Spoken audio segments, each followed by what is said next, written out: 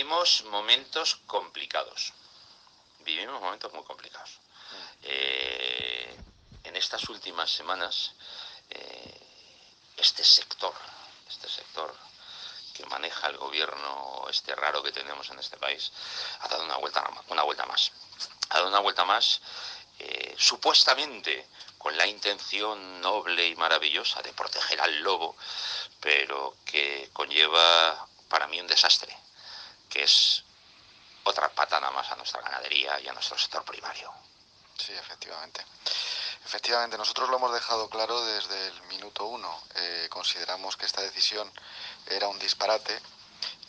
Esta de incluir en el LESPRE al lobo y prohibir su caza o su gestión cinegética en toda España. Y creemos que no solo es un atentado contra la ganadería y contra el sector primario, efectivamente, sino contra la propia concepción del mundo rural. No tanto por, digamos, el fin, que en principio todos en un momento dado estamos de acuerdo con esta especie emblemática de la fauna silvestre nacional, que es el lobo, de que en un momento dado pues su cabaña, o es decir, esta especie esté en extensión y que vaya creciendo, como está ocurriendo desde que precisamente se le dio valor al lobo, dándole el carácter de especie cinegética, porque todos sabemos, los que estamos interesados en el tema del lobo, que de manera previa, evidentemente, los ganaderos, cuando no se le daba valor a esta especie ni a esa gestión cinegética del lobo, pues lo trataban como una alimaña. Entonces estuvieron a punto de acabar con esta especie, y precisamente cuando se le dio ese carácter cinegético empezaron a crecer los lobos, también por la labor de mucha gente que es conservacionista, que además está en contra, muchos expertos en esta línea de esta decisión, porque vemos que en Portugal, por ejemplo, que está prohibida la caza del lobo desde hace mucho tiempo, las manadas están en recesión absoluta. De hecho, no, la población del lobo en Portugal está convirtiéndose en absolutamente residual. Residual, por eso te quiero decir, incluso las que donde hay más lobos es precisamente en la frontera con España, en las zonas de la Sierra de Culebra, etcétera. Es decir, porque aquí se le ha dado un valor precisamente como especie cinegética, y con ese ejemplo clarísimo no tendríamos que hablar más, pero el problema es que, claro, tenemos a verdaderos talibanes en este gobierno de España, de Podemos y del Partido Socialista, porque Teresa Rivera ya anunció que ella quería acabar con la tauromaquia, por ejemplo, y con la caza. Pues unidos con los talibanes de Podemos, evidentemente pues han querido hacer esta barbaridad, que es un insulto y es una patada a la concepción del mundo rural. Los ganaderos tienen toda la razón de estar indignados, porque, ya digo, una gestión que más o menos, evidentemente para los ganaderos ya las quejas eran constantes desde hace mucho tiempo, porque no se les están pagando las indemnizaciones, no se les está pagando el lucro cesante, siguen teniendo ataques, sobre todo al sur del Duero. Nosotros ya pedimos en el Congreso, en varias iniciativas parlamentarias, que se modificara la directiva Hábitat para que se pueda gestionar cinegéticamente el lobo al sur del Duero, porque imagínense ustedes que el lobo empiece a llegar a las dehesas de Salamanca, que ya está llegando, y lo que puede hacer a nivel de escabechina con todo el cerdo ibérico, y lo que está haciendo ya con la vileña, que también es una especie autóctona, o lo que está haciendo con toda la ganadería extensiva. Bueno, es una barbaridad, y el otro día en el Congreso pudimos demostrar cuál es la posición de este ecologista radical, que es el señor Uralde, que lo que le interesan pues son sus delirios ideológicos, y no le interesa realmente la realidad del mundo rural. No está cerca de ese mundo rural y no lo conoce. No lo habéis visto porque está fuera de plano, pero cuando ha dicho Ricardo, el señor Uralde, nuestro Toño ha pegado un plinco en la silla que casi se cae. No, el señor Uralde, el lagarto Juancho, como le llaman en algunos sitios, es un personaje extraño, es un personaje siniestro y peligroso. Flaco favor le está haciendo al lobo, yo lo digo así de claro, y sobre todo ataque sin sentido el que está haciendo nuestra ganadería en extensivo. Además es que además no se cortan cuando ellos dicen, algunos de sus voceadores en redes sociales directamente dicen que hay que acabar con la ganadería en extensivo. Sí, no, es que eso además yo creo, nosotros lo consideramos así en la agenda, por ejemplo, en agendas globalistas, que como sabéis vosotros, nosotros muchas veces hablamos de que nosotros nos queremos regir por los criterios y los intereses y los objetivos nacionales, no por intereses globalistas externos. Hemos visto claramente que la Agenda 2030 ya se plantea que se deje comer carne en un futuro y evidentemente pues se está atacando a la ganadería extensiva desde hace mucho tiempo. También, como sabéis, en el seno de la Unión Europea se pretendió quitarle las ayudas de la política agraria común, además en la votación salieron ganando, pero que luego se modificó de manera posterior, en un trámite jurídico posterior, quitarle las ayudas a la ganadería extensiva del toro de Lidia.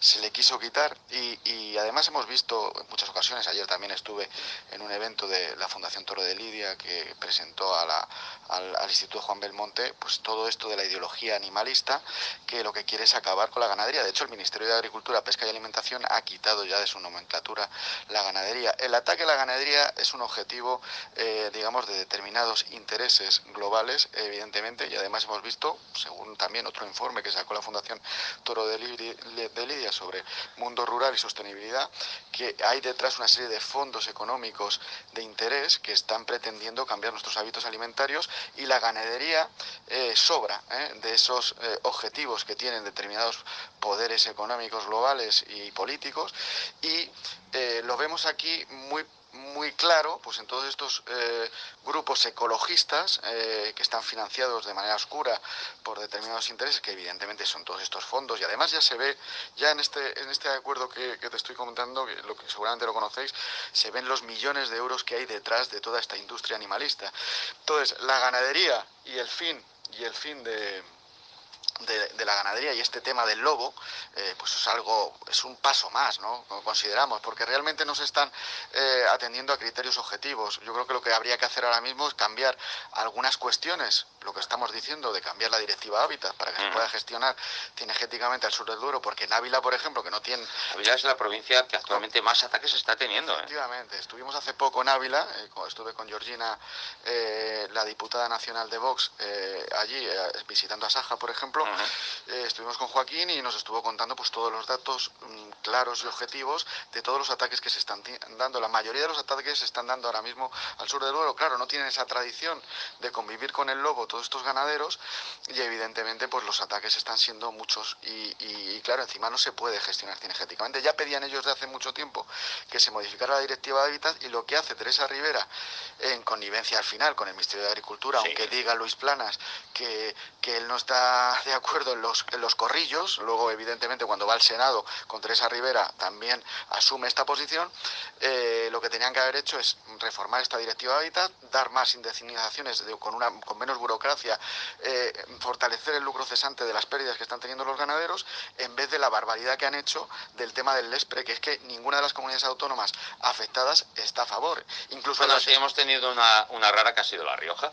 Bueno, La Rioja y otra de las comunidades Castilla-La Mancha, a lo mejor con el norte de Guadalajara, que están empezando a haber ataques, pero sí, pero eso es absurdo, eso ya se lo harán pagar los ganaderos, porque claro, los ganaderos, si no tengo mala información, que vosotros tendréis mejor, se van a movilizar de manera inminente, evidentemente. Sí, aquí en el programa acuñamos una frase que no ha sentado muy bien en La Rioja. Bueno, no ha sentado muy bien a ciertos sectores de La Rioja.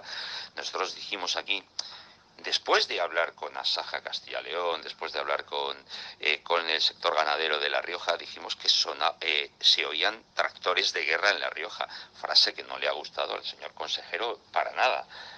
Incluso ya nos lo ha reprochado varias veces, que estábamos incitando a la violencia. No, mire usted, señor consejero, nosotros somos un medio de comunicación, contamos las cosas.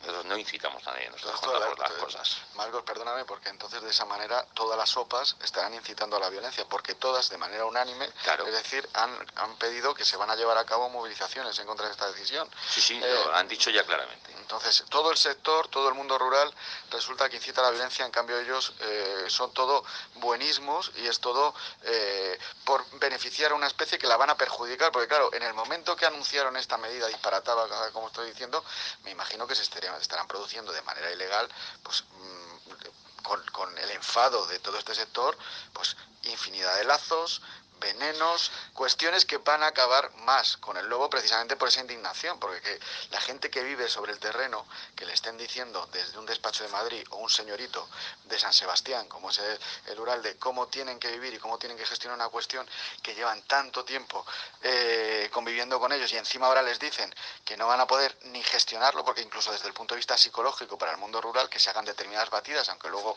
no sean efectivas, pues se está comprobando que se les da más valor, digamos, a ellos, a que están allí arraigados, y a su propia gestión ganadera, que al lobo. Ahora mismo se tienen que arrodillar ante las decisiones políticas de esta señora y sus caprichos de su compañero ecologista y el ministro de Agricultura y toda esta gente. Sí, la verdad es que no saquéis de contexto lo que voy a decir. Que en este programa no estamos de acuerdo con esas artes antiguas como puede ser venenos y demás, ya os aseguro que no. Ya os aseguro que no. Claro. Pero lo que sí os aseguro, que yo, cuando me llega una noticia de una lobada, yo me pongo en los zapatos de ese ganadero. Y me pongo sus zapatos porque, claro, imaginaros, llegas por la mañana y te encuentras lo que te acaban de hacer. Y te encuentras lo que te acaba de hacer un animal como es lobo, que es espectacular, que es maravilloso, lo que vosotros queráis. Pero te encuentras con un desamparo absoluto por parte de la administración que debería de protegerte, como que poco más que el mensaje es: te ha atacado el lobo, te jodes. Porque con esta ley el mensaje es muy claro.